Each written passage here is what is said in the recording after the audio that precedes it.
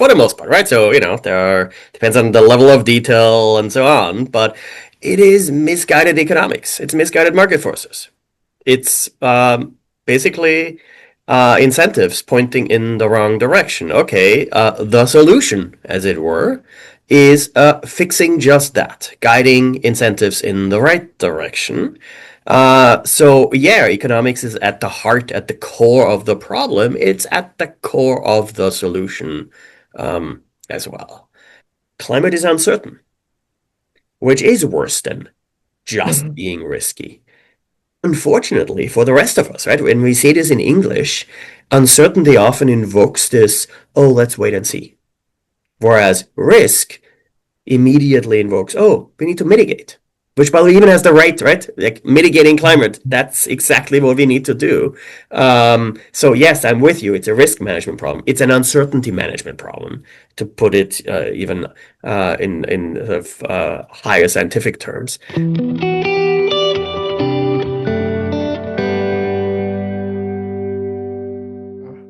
Hello, everyone. Welcome to Climate Converse Podcast. It's a podcast channel where we talk about the world as it is and the world as it could be. Today, we have with us a very special guest, Professor Gernot Wagner.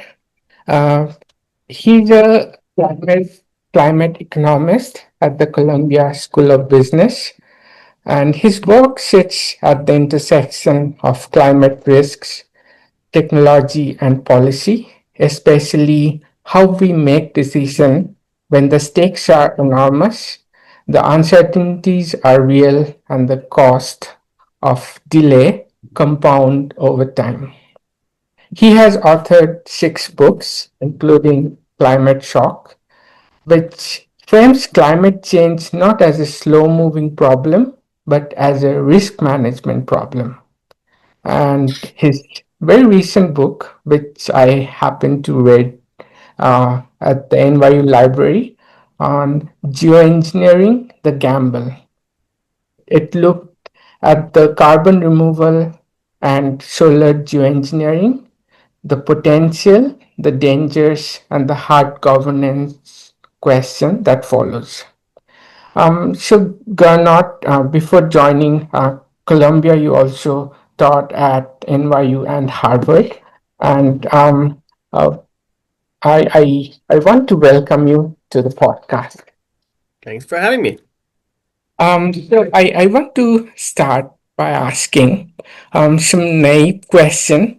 So, what is climate economy, and how you have become a climate economist? Well, I've never done anything else in my life. So, I mean, okay, here's the high level answer, which is the problem Mhm.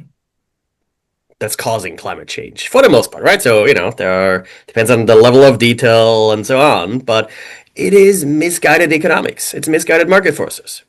It's basically incentives pointing in the wrong direction. Okay, the solution, as it were, is fixing just that, guiding incentives in the right direction. So yeah, economics is at the heart, at the core of the problem. It's at the core of the solution as well. And that's what makes it so fascinating. That's what makes it, or made it, maybe I should say, early on, a bit of an oxymoron, right? In the sense of, wait, isn't this the problem? Why are you worrying about something that appears to be pointing in the wrong direction that's causing things? Mhm. Now, it's not economics that's causing the problem, right? It's misguided market forces. It's not Right. taking it seriously, not taking economic pronouncements, prescriptions seriously. And yeah, the solution is pointing market forces, creating incentives that help us right those past wrongs or current wrongs for that matter, putting economics once again very much front and center as a core discipline, not the only one, a core discipline needed to help fix the problem. Mhm. So the problem we are talking about is quite serious, and some of the prominent climate scientists, like Jim Hansen, who writes blog on a regular basis, and I happen to follow, and he has agreed that the recent, I'm talking about maybe past 5 years, the recent record suggests that we may be entering into a faster phase of warming, and people are talking about 1.5 degrees or 2 degrees warming scenario.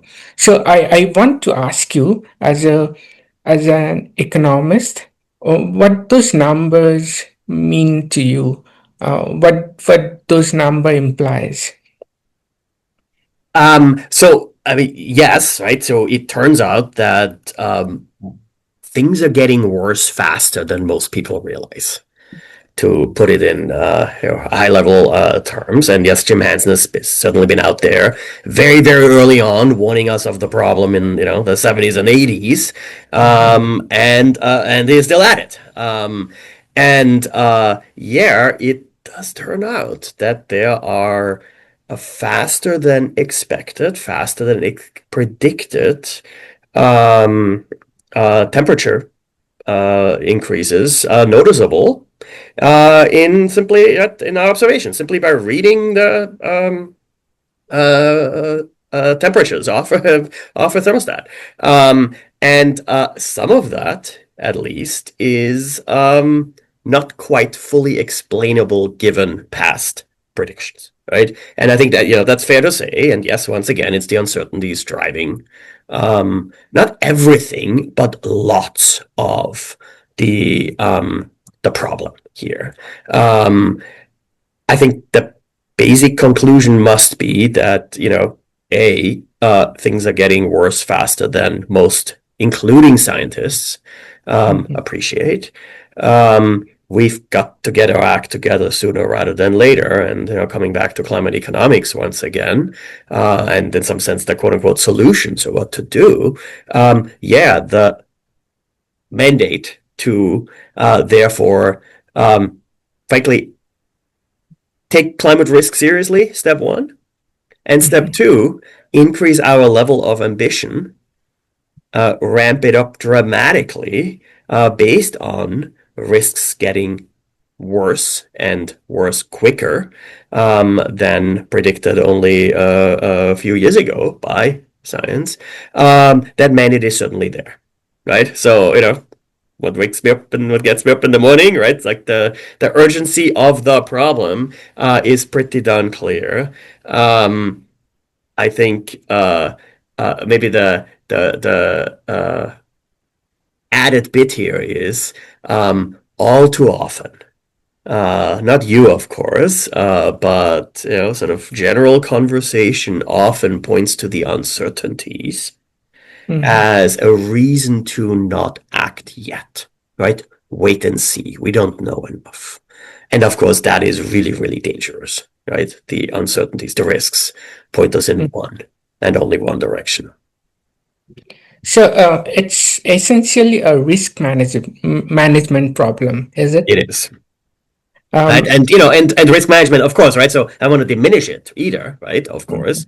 But this is where, speaking among scientists now, right? So there is such a thing called Knightian risk, right? Or Knightian uncertainty for that matter. Ever since Frank Knight's PhD dissertation, University of Chicago, right, 1928, right? We know that uncertainty is worse than risk. Okay, let's right. parse the language a little bit. Um, Climate is uncertain, which is worse than just Mhm. being risky. Unfortunately, for the rest of us, right? When we say this in English, uncertainty often invokes this, oh, let's wait and see. Whereas risk immediately invokes, oh, we need to mitigate, which by the way even has the right?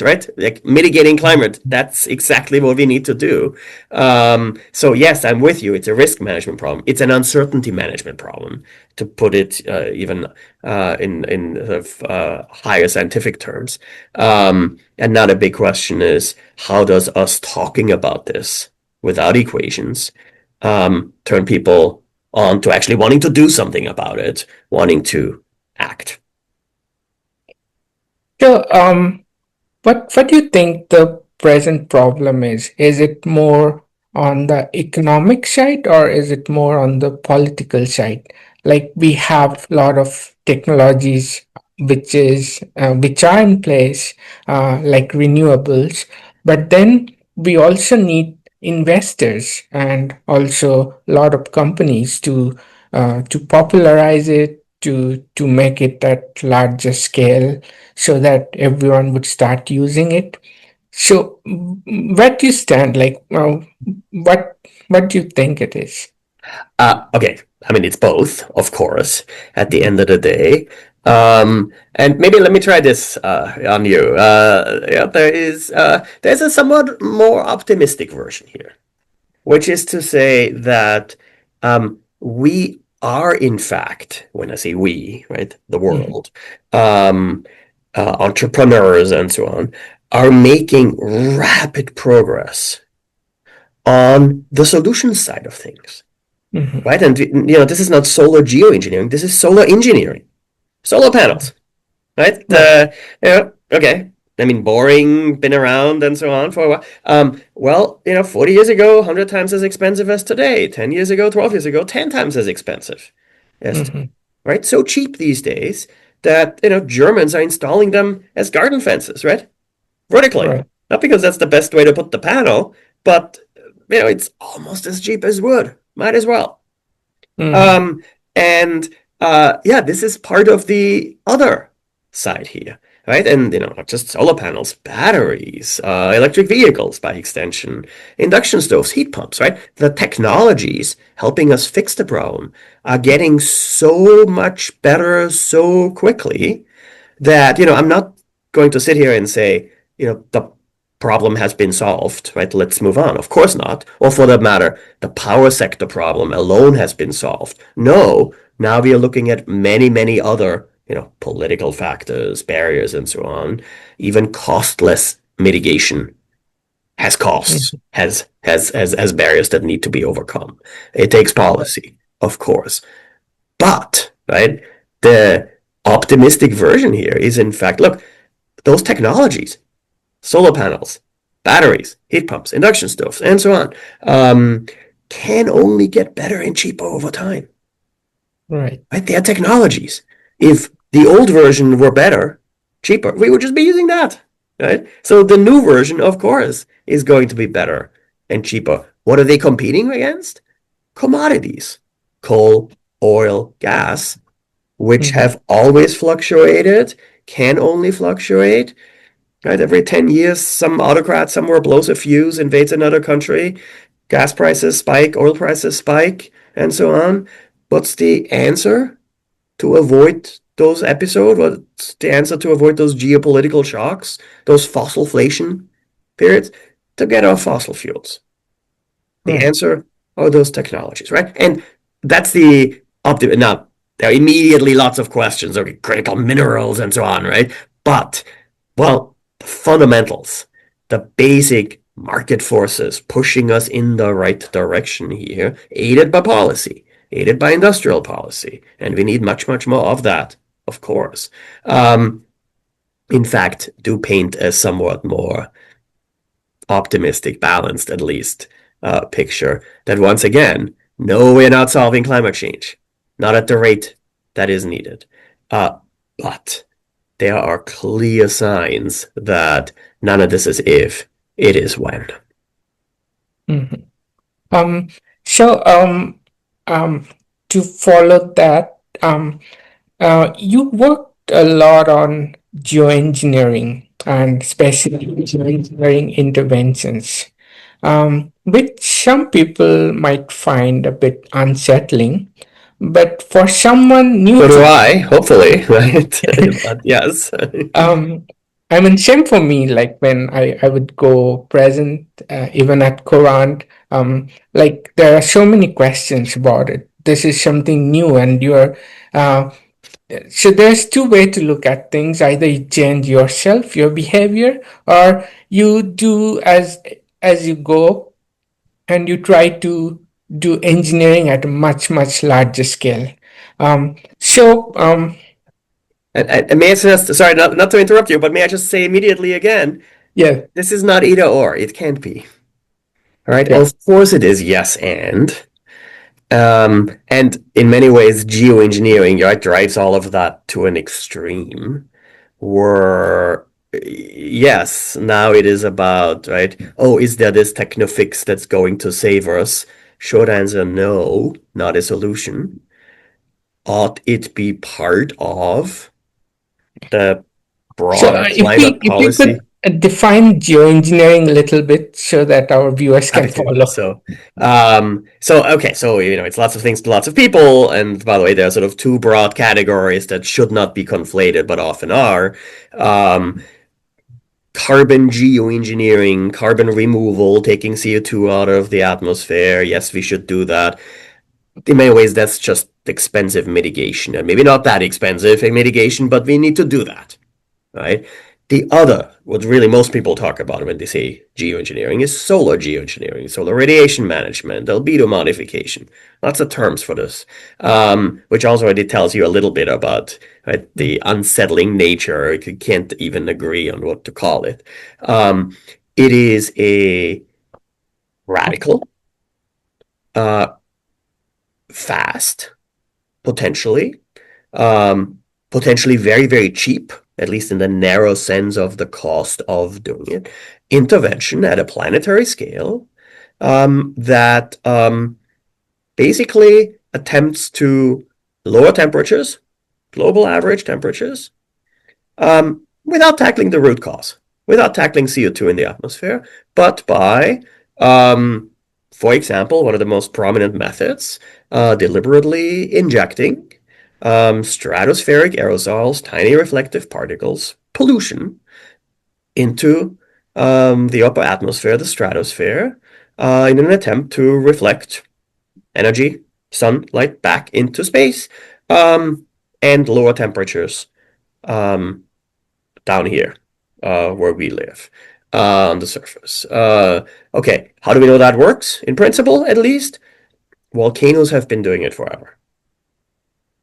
And solar geoengineering, stratospheric aerosol injection, um, is precisely this idea of what if we were to lower global average temperatures deliberately by, yes, injecting more pollution, tiny reflective particles into the stratosphere.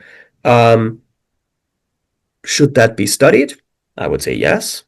Um, could that be part? Should that maybe be part of the climate policy portfolio?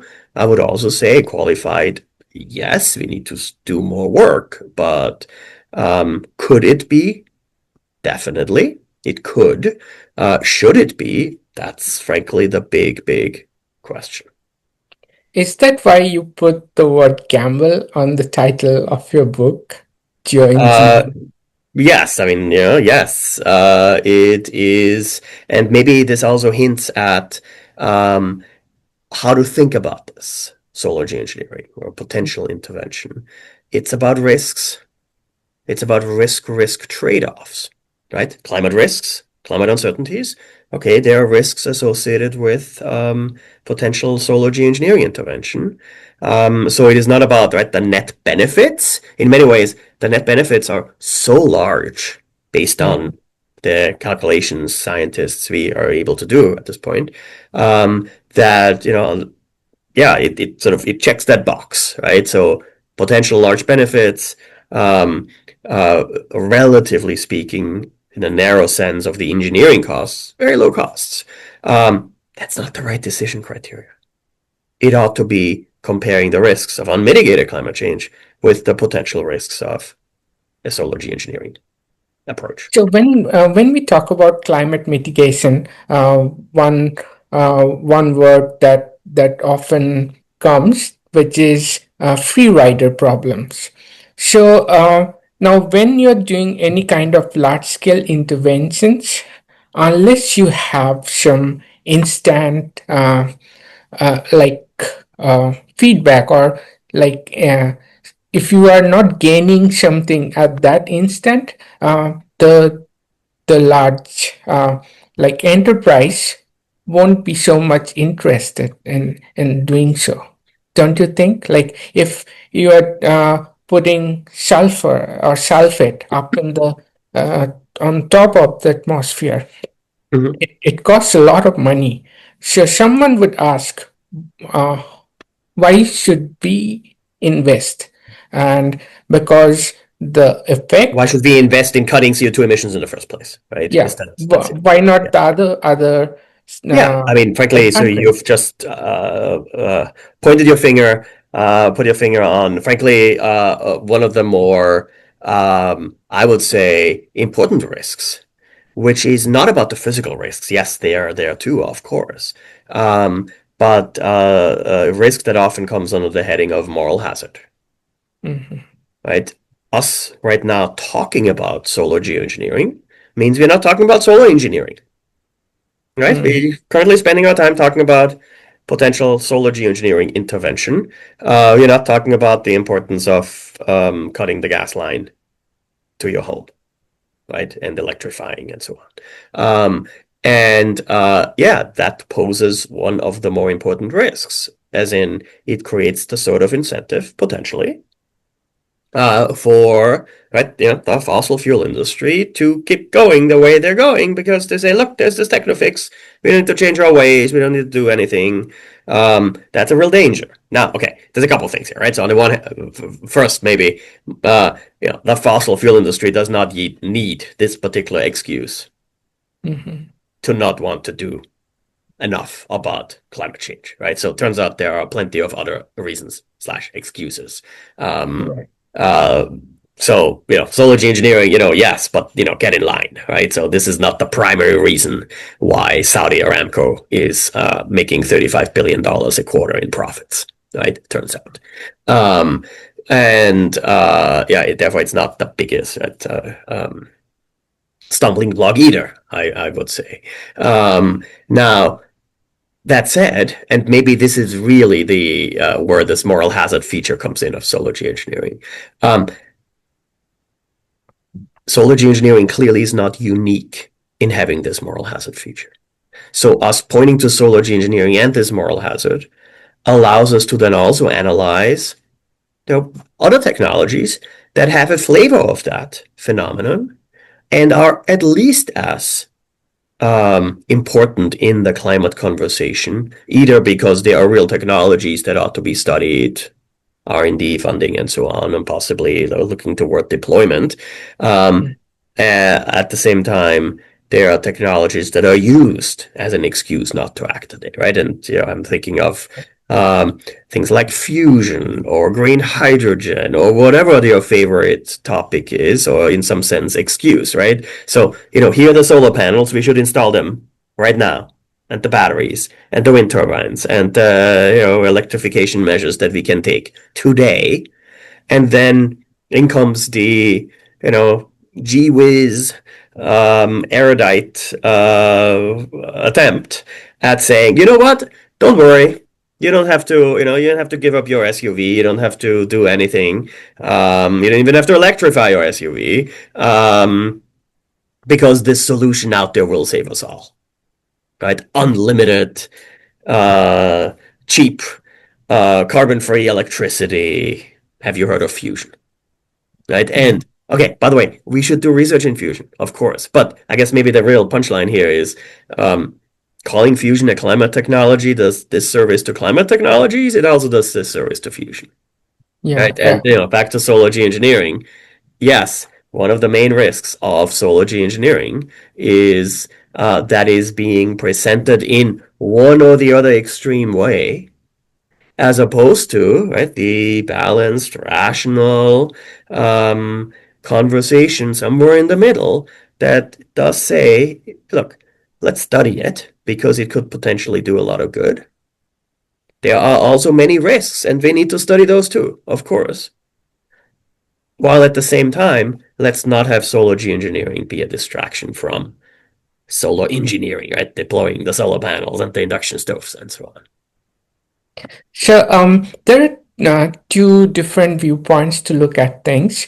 One is human centric, like everything around human, and one is more considering taking a holistic view, considering the entire ecosystem. It's not just us living in the planet, but Mhm. there are so many other different species. Um, so, what's your take on that? Like, I'm talking from the perspective of ecological economists. Um, do trees have standing? Should we work? Okay.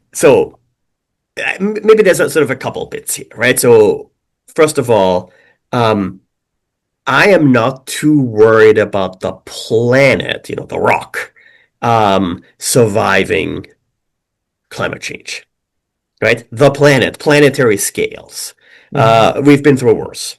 Now, when I say we, right, it is in fact the planet, right? It's not us as Yeah. society, as humans, or for that matter, as animal species adapted to the Goldilocks period of relatively stable climates and so on the last 10,000 years, right?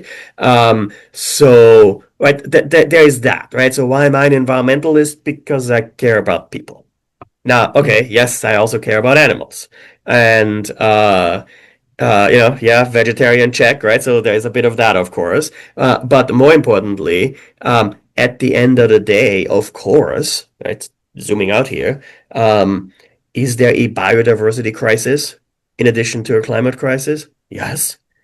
Are there massive implications of how we use land, how we deal with certain pollutants, how we organize ourselves as a society that has implications on species other than our own? Of course. Should some of these implications be considered in how we act as humans? Of course. I can also tell you, of course, that yeah, some of this is in fact outside of what you would call the typical economist's viewpoint, right? When we maximize well-being, welfare, for our lovely little representative agent in our tiny little toy models, that agent, that social planner, that construct, is in fact focused on human welfare by and large. And I might immediately add that, okay, if and when one does that properly, and yeah, now we are diminishing non-human species here to basically an input into our well-being.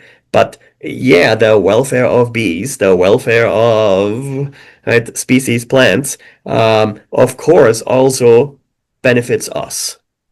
And no environmental economists, neoclassical economists, if you will, don't typically have that broader lens. I would say it probably gets us very close to where we need to be relative to where we currently are, even when applying this very, very limited viewpoint of just maximizing our own well-being. Right. And yeah, we can take this in lots of directions now, but the short version is the ultimate difference in terms of policy pronouncements, in terms of what we need to do to quote unquote fix climate change. Um, Not all that different between let's say, call it a climate economic perspective or an ecological economic perspective. There are fundamental differences in how one even conceives of the model, of how one conceives of what it is that we should be preserving, and so on. There are big ethical differences.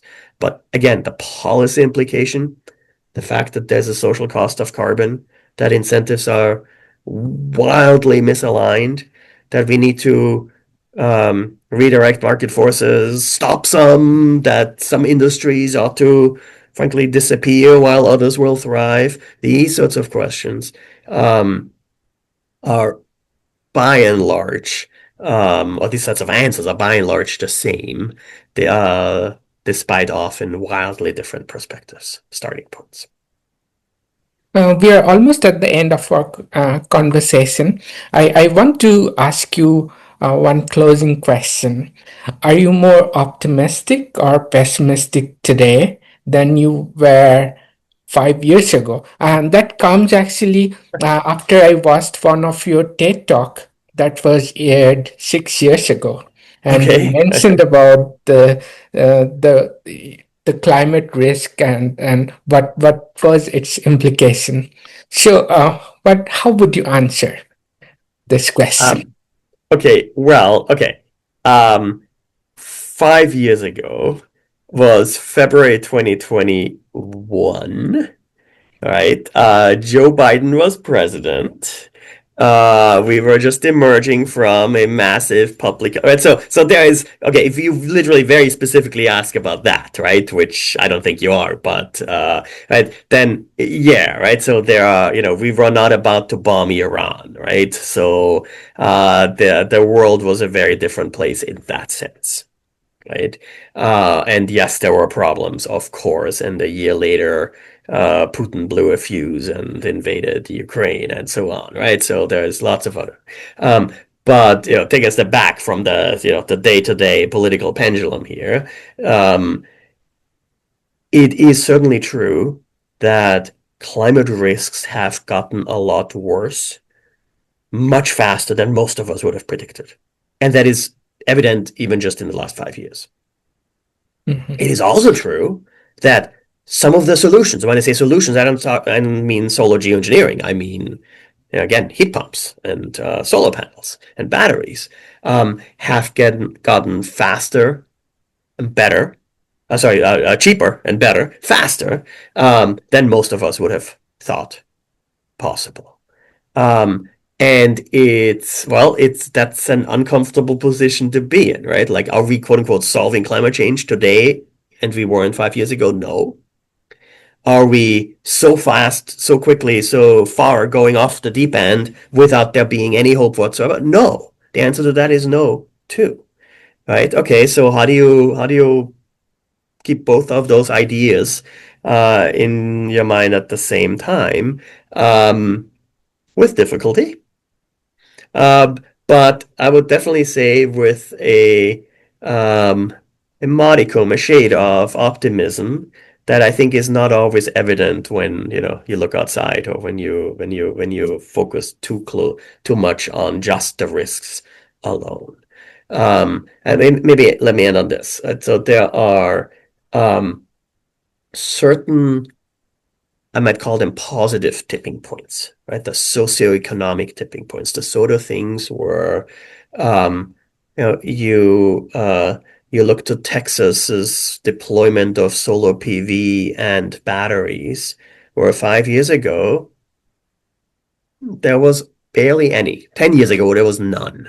5 years ago there was barely any. Texas was behind California. Texas was behind Germany. Texas, right? Okay, Texas is not anyone's idea of a progressive state with progressive climate policies.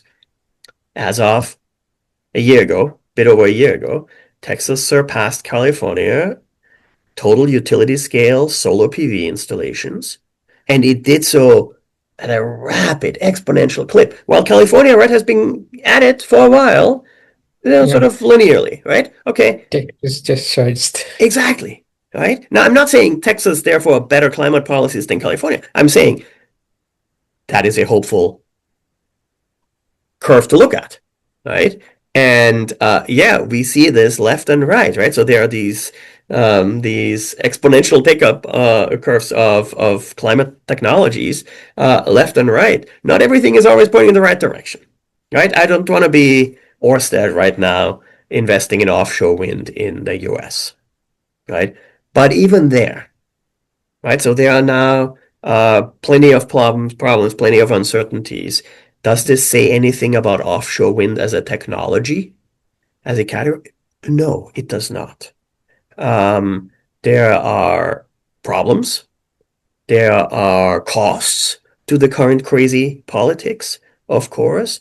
The fundamental trends, I would say, very much point in mostly the right direction through policy, through channeling economic forces in the right direction. We need to speed up that process, and dramatically so, and tackle many, many other problems along the way, and not just climate, also biodiversity, and so on and so forth. Um, but yeah, there are certainly optimistic undertones here that say, you know what? Some of these technologies, are in fact much, much better than what has come before. They are much cheaper than what has come before. And the name of the game is to, speed and scale, right? To deploy them fast and do try to work with some of those market forces, channeling things, guiding things, pushing things in the right direction, as opposed to, right, hand in the air, giving up and saying, okay, nothing to be done. That was well said, Gernot. Thank you so much for this wonderful conversation. And Thank to our you. viewer, we would see you in another episode.